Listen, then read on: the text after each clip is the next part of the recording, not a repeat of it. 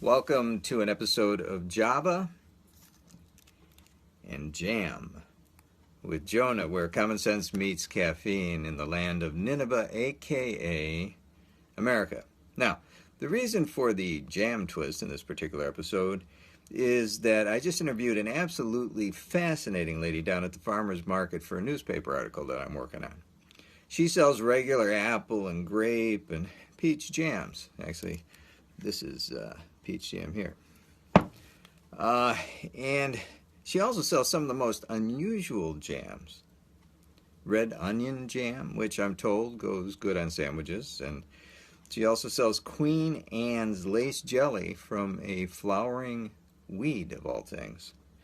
And corn cob jelly, which she said is, or was, big during the Depression era.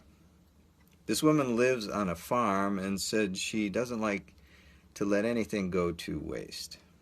Meanwhile, the U.S. populace as a whole wastes 33% of its food.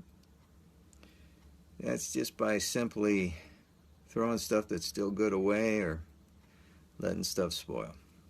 What's more, 66% of us are overweight. So when you think about that objectively, it's wasting food as well by taking in more calories than, well, you need. Why this is a big deal is because elsewhere 24,000 people starve to death every day in the world. What's more, some 2 billion people are chronically food insecure, living on, if they're lucky, a meager 1 or 2 bowls of rice, maybe a few beans a day. We would do well to catch the spirit of thrift of this local woman here. Really value, take care of, and conserve what we have, and concurrently take the savings to help those in the third world become as food sustainable as possible. You know, at the end of time, we're going to be asking, but God, when did we see you hungry?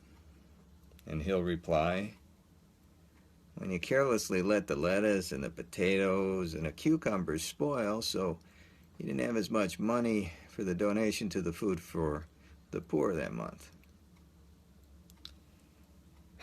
That's when.